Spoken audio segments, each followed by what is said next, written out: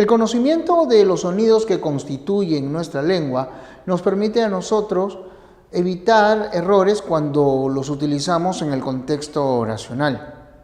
Es por eso que debemos recordar que estos sonidos o fonemas, cuando se emplean en el acto elocutivo, se agrupan en unas secuencias denominadas sílabas. La sílaba es la mínima unidad de pronunciación del habla. Por ejemplo, en la palabra cauteloso tenemos 4 golpes de voz. Cada golpe de voz corresponde a una sílaba. Entonces, identificamos la sílaba con cada emisión, con cada golpe de voz en el proceso de articulación de una palabra. Esta sílaba está constituida por 3 partes: el margen anterior, el núcleo y el margen posterior, que, si ustedes gustan, pueden anotar, tradicionalmente se conocen con estas denominaciones: cabeza, cima y coda, aunque ahora no se emplean mucho. Para poder establecer estas partes, voy a emplear algunas palabras. Voy a usar las sílabas finales.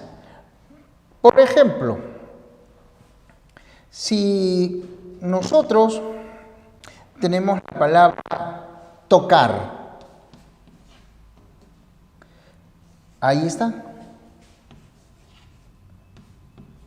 tocar. El núcleo, como señalamos al diferenciar vocales y consonantes, el núcleo siempre va a ser una vocal. Y aquí están las consonantes cumpliendo la función de márgenes silábicos. Esta es una sílaba completa, pero a veces falta un sonido. Por ejemplo, en la sílaba final de beso tenemos margen anterior o cabeza, tenemos núcleo o vocal, pero no existe margen posterior. Si nosotros tenemos, a ver, la palabra,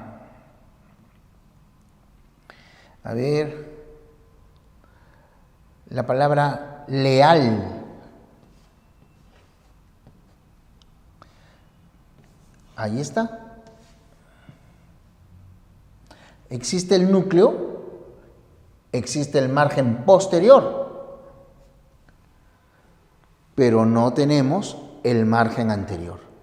Recuerda, siempre hay por lo menos una vocal en la sílaba del español. Puede faltar el margen anterior, puede faltar el margen posterior, pero lo que nunca falta es la vocal o núcleo. ¿Y por qué he dicho que puede haber por lo menos, o debe haber por lo menos, una vocal? Porque en algunos casos se presenta una sucesión. Por ejemplo, si la palabra fuera canción, entonces tenemos margen, núcleo y margen. Es decir, tenemos nosotros, ¿qué cosa?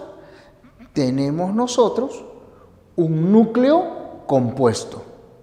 Y podría haber también una parte consonántica, un margen que sea compuesto. Por ejemplo,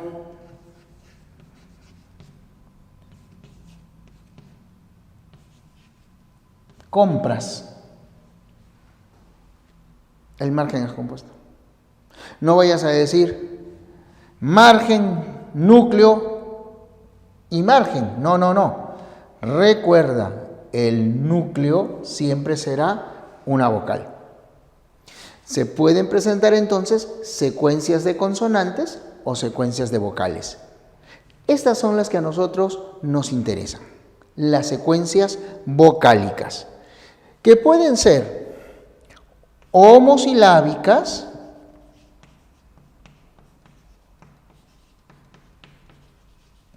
o pueden ser heterosilábicas.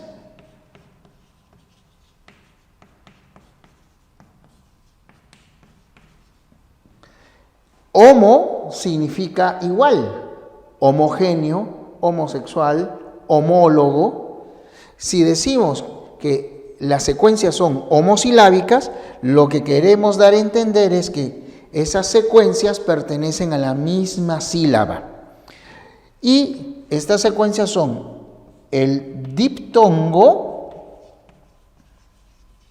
que es la pronunciación de dos vocales en una sílaba,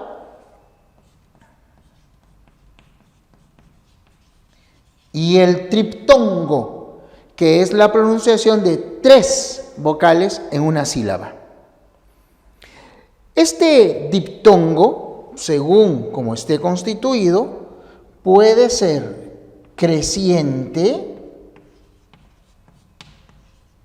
o decreciente.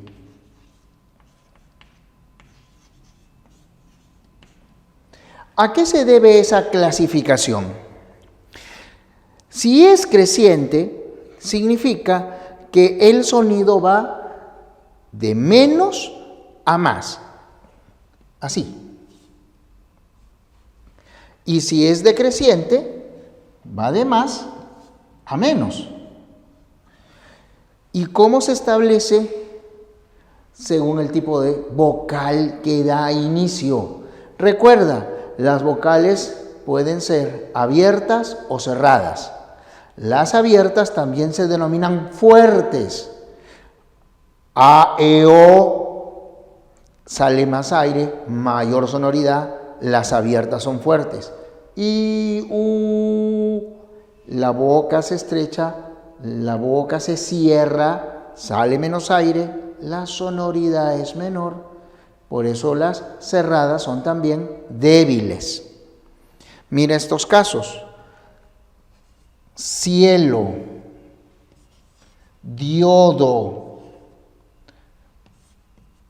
fiasco, duelo, cuota,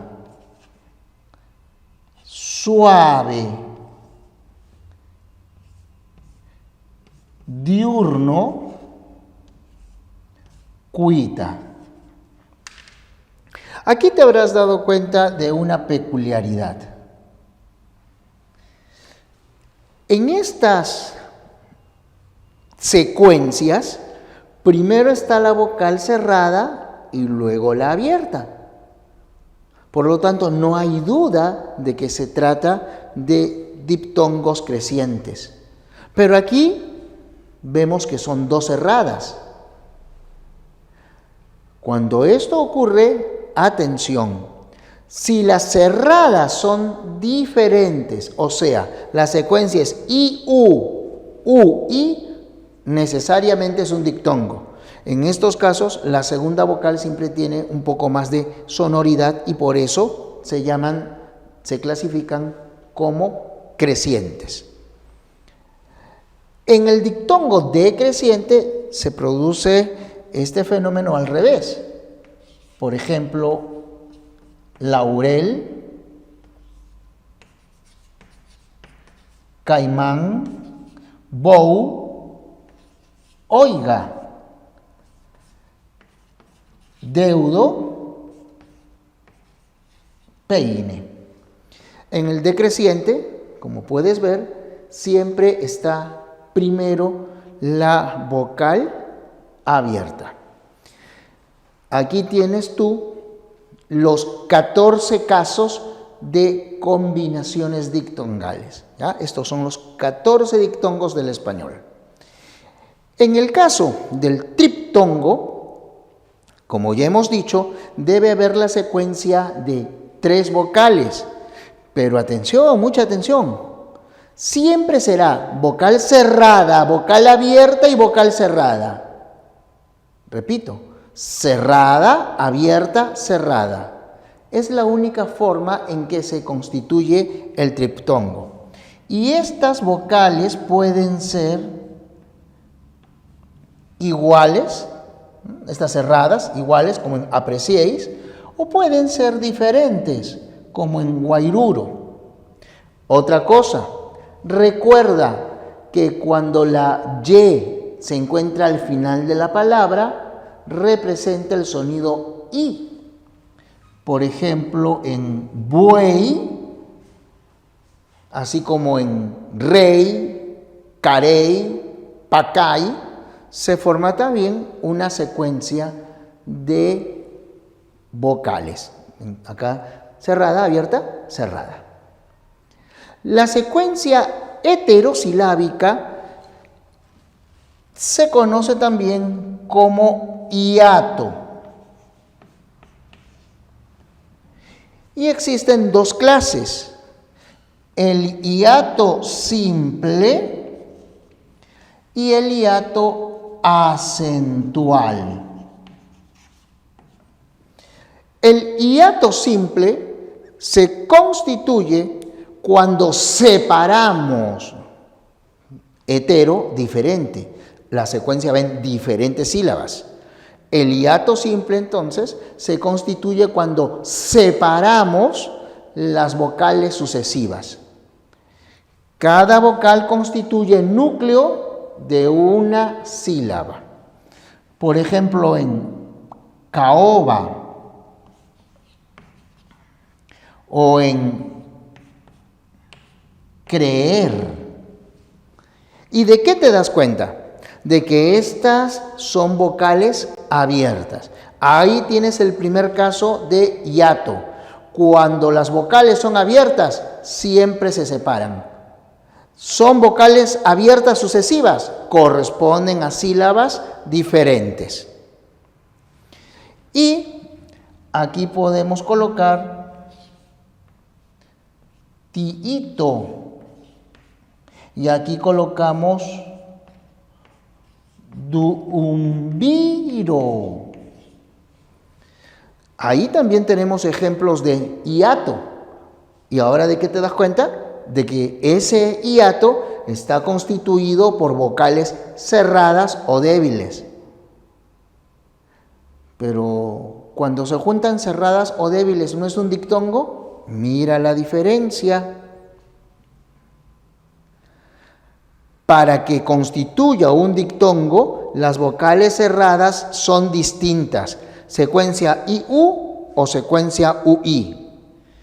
Pero si estas vocales cerradas son iguales, II, UU, entonces se separan, constituye hiato.